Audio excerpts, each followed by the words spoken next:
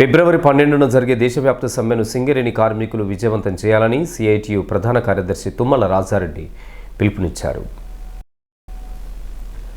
మంగళవారం ఉదయం గోదావరికని శ్రామిక భవన్లో సిఐటియు అనుబంధ Singareni collieries employees union branch officer బేరర్ల సమావేశం జరిగింది. ఆరపల్లి రాజమౌళి అధ్యక్షతన జరిగిన ఈ సమావేశానికి యూనియన్ రాష్ట్ర ప్రధాన కార్యదర్శి తుమ్మల రాజారెడ్డి ముఖ్య అతిథిగా హాజరై RG1 నూతన కమిటీని ప్రకటించారు. బ్రాంచ్ ఆఫీస్ బేరర్స్ గౌరవ అధ్యక్షులుగా ఆరపల్లి రాజమౌళి, అధ్యక్షులుగా వంగళ శివరామరెడ్డి, ట్రెజరర్గా CH వేణుగోపాల్ రెడ్డి, అడ్వైజర్గా తోట నరహరితో పాటు మొత్తం 17 మందిని నూతన ఆఫీస్ బేరర్స్ను వర్కింగ్ కమిటీ సభ్యులుగా 29 మందిని ఏకగ్రీవంగా ఎన్నుకున్నట్లు చెప్పారు.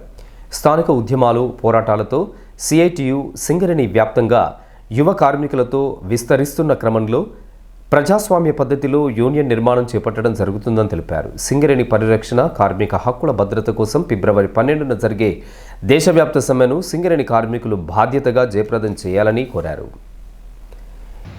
సింగరేణి కాలరీస్ ఎంప్లాయీస్ యూనియన్ రాష్ట్ర మహాసభలు మందమరిలో 18వ తారీఖు నాడు జరిగినాయి. దీంట్లో నూతన కమిటీని ఎన్నుకోవడం జరిగింది. అట్లాగే సింగరేణి వ్యాప్తంగా ఉన్న అన్ని బ్రాంచీల్లో కూడా బ్రాంచ్ మహాసభలు జరిగినాయి. ఈ మధ్య కాలంలో RG1 మహాసభ కూడా జరిగింది. RG1 మహాసభలో నూతన కమిటీని ఎన్నుకున్నాం. దాంట్లో గౌరవ అధ్యక్షులుగా రాజమౌళి, అధ్యక్షునిగా శివరామరెడ్డి, కార్యదర్శిగా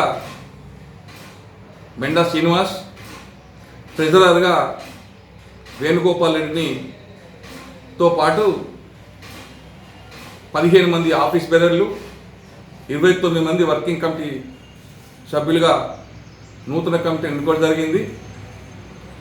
నూతన కమిటీ ద్వారా సింగరేణిలో పలు సమస్యల మీద పోరాటం చేయడం కోసం ఇలా సమస్యలని మీటింగ్ ద్వారా రూపొందించుకుంటున్నాం. ప్రధానంగా ఇప్పుడు ఫిబ్రవరి 12వ తారీఖు నాడు కోడ్ల వ్యతిరేకంగా జాతీయ సమ్మె జరగబోతూ ఉంది. దేశవ్యాప్తంగా ఉన్న అన్ని కార్మిక సంఘాలు, రాజకీయ పార్టీలు కూడా ఈ సమ్మెలో పాల్గొనబోతూ ఉన్నాయి. సింగరేణి కార్మికులు దాన్ని విజయవంతం చేయాలని చెప్పి సింగరేణి కాలరీస్ ఎంప్లాయీగా సింగరేణి కార్మికులందరికీ విజ్ఞప్తి చేస్తున్నాం. అట్లాగే ఇవాళ 9E బ్లాక్ సమస్య దేశవ్యాప్తంగా ఒక సంచలనం సృష్టిస్తూ ఉంది. అధికార ప్రతిపక్ష పార్టీలు రోజు దుమ్మెత్తి పోచుకుంటున్నాయి. కానీ కార్మిక సంఘాలుగా మేము దాన్ని నిజార్థి తీర్చడం కోసం ఒక పోరాట కార్యక్రమం తీసుకోవాల్సిన అవసరం ఉంది. ఇలా సింగరేణిని కేంద్ర రాష్ట్ర ప్రభుత్వాలు బస్టు పట్టిస్తున్నాయి. నిధులు కానీ, ప్రైవేటీకరణ కానీ అన్నీ కూడా ఎక్కడికక్కడ ఎవరికి అందినంత వాళ్ళు దోచుకుంటూ ఉన్నారు. ఇలా మెడికల్ బోర్డు బంద్ కావడానికే కారణమే సింగరేణిలో నడుస్తున్న ఓపెన్ కాస్ట్లను కూడా ప్రైవేటీకరణకి ఇవాళ రాష్ట్ర ప్రభుత్వం యాజమాన్యం నిర్ణయాలు తీసుకున్నాయి. కంపెనీ నడిపించాల్సిన మైన్స్ కూడా ప్రైవేట్ వ్యక్తులకు ఇచ్చి అలా డిపెండెంట్ ఎంప్లాయ్మెంట్ లేకుండా చేస్తూ ఉన్నారు. దీన్ని ఖచ్చితంగా సింగరేణి కాలరీస్ ఎంప్లాయీస్ యూనియన్గా మేము నిలదీస్తాం. రాబోయే కాలంలో ఒక పెద్ద ఉద్యమానికి శ్రీకారం చుడతాం. ఎంత మాత్రం కూడా మొత్తం సింగరేణి వ్యాప్తంగా సింగరేణి కాలరీస్ కంపెనీ బోర్డు మాత్రమే మిగిలే విధంగా నిర్ణయాలు తీసుకుంటున్నారు.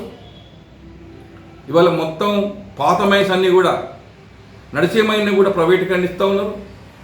కేంద్ర ప్రభుత్వం ఏమో కొత్త మైన్స్ ఇస్తలేదు.